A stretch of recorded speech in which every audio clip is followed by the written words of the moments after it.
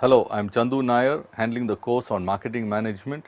Today we will talk about a very important subject, the subject of price, and the topic today is developing pricing strategy and programs. So by the end of this chapter, what we will try and understand are the following. A, the objectives of a pricing policy, the cost factors that play a role in pricing, demand factors in pricing, various pricing approaches and methods, and to some extent the customer psychology related to pricing, how to respond to price changes and different price quality strategies. Now, very interesting thing about pricing.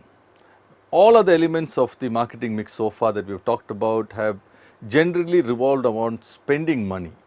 They all are cost centers. Now this decision of price, this is the only P that really relates to generating revenue for the company, and therefore this becomes a very important element of the marketing mix and a very important decision overall. So how to decide the pricing objective for a company and for a particular product line or for a product is very critical.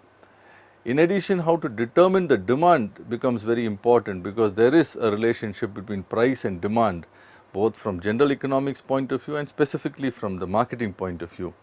How to also estimate costs becomes very vital for a marketing manager, what costs to include, exclude, why should one do so, and how to analyze what competition is doing, what is their cost structure, how are they meeting the competitive situation, and then the selecting of the final price. Now these are the various steps that one goes through. So let's get on with it. Now the first and foremost and the very critical thing for any marketer is to figure out what is the pricing objective, what exactly is happening to the company, what exactly is happening to the product line, what exactly is happening to that specific brand or product. So the first set of objectives, for example, could include things like, am I in it just to survive? If there is a bunch of companies out there, for example, if you take the Indian telecom market and specifically the cell phone market, there are at the top the major players, either nationally or even regionally. But there are these newer entrants who are still struggling to find a place.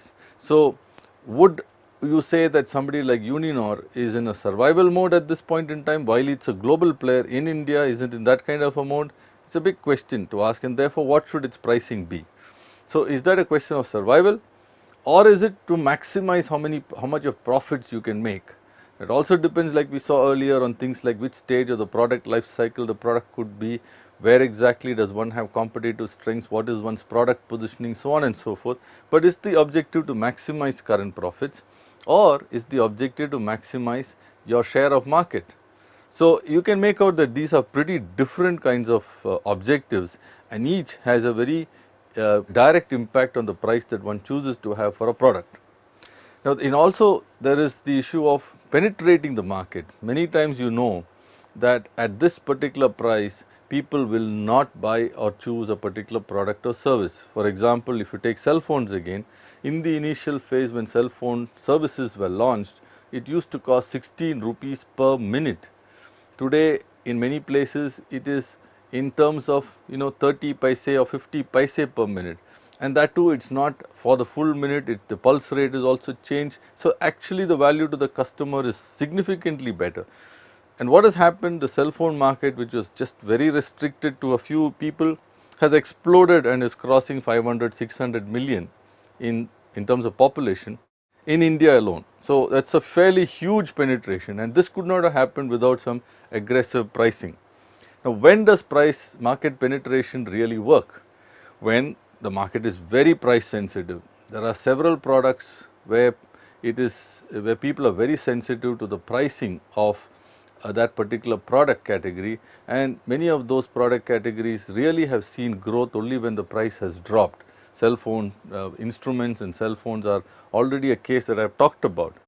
Or the production and distribution costs also fall because of various kinds of experience that the company has, and because even across the supply chain, costs of materials, etc. has happened. Electronics in general has seen such dramatic drops in pricing. Laptops which cost so many thousands of rupees today are available for the fraction of the original price. And then the third reason is competitive, that a low price which you bring out actually discourages, it acts as an entry barrier and discourages current and potential competition. So there are several reasons for us to look at a market penetration pricing too, and this gives you a pretty good idea of the kind of objectives that you could set for yourself and the range of products or the products that you have in mind. Now the next important step is to figure out, the price demand uh, equation, at which kind of price would there be more or less demand. So one aspect one has to consider is how sensitive is that particular product, to price as an element. And also, what is the total cost of ownership? Sometimes in many cases, it's not just the product or service that you're offering that alone is the cost, but it also the cost of owning other elements. Example, if you buy a laptop, it's not just the price of the laptop that's important, it's the price of the software that you require to have, it may be the cost of electricity, maybe it may be other things that impinge on the total cost of owning a particular product. So what exactly is the total cost one needs to figure out, because a customer will calculate it that way. So let's take a look at issues where there's a lower sensitivity to price. There are several places where there is not so much sensitivity to price. For example, a product is very distinctive. In the case again of laptops or desktops, those who prefer an Apple Mac product, for example, like it irrespective of the fact that it's priced higher than other cheaper maybe Windows based laptops or desktops. That's because people feel that this is much more distinctive. Secondly, in some cases people may not be really aware of substitutes. For example, somebody is just using say Lipitor, in the US for cholesterol reduction, as a statin. Now they may not be aware of the generic substitutes, okay, and that might be a big reason why they're less sensitive to an increase or decrease in price of Lipitor. The third thing is, especially where it's a little complex product, example in the case of pharmaceuticals, buyers are not equipped to actually determine which substitutes are better and why. Okay, now it can happen that there are even natural substitutes for reduction of cholesterol, but many buyers of pharma products may not know how to compare which product is actually, which category may be better and why.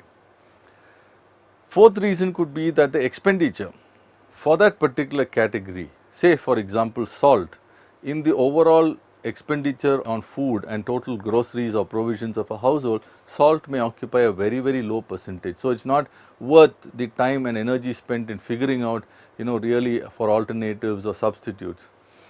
Then the other reason could be that the cost is borne by somebody else. Take the case of a car. It's the driver who drives it. The driver really may not care too much about the price of petrol because it's paid for by the owner of the vehicle that he is driving. So he's really not too bothered about the price in that case. The other thing is, sometimes the product is used with the assets that is already there with him. For example, if I'm already having an idli grinder and I paid substantial amount for it, then the cost of the rice and the dal that I use to mix to create the the idli flour, the batter, is relatively insignificant because I've already invested heavily in the asset. Similarly, if in certain product cases, especially high signal products, like say luxury watches or something like that, or clothes, the design or the brand name has certain prestige and price becomes relatively irrelevant because of the prestige that the product or brand bestows on the user. And finally, in some cases people cannot store the product. Example, an airline seat is just there for that time and day, and if I have to go from point A to point B, I have no choice but to take that particular airline seat.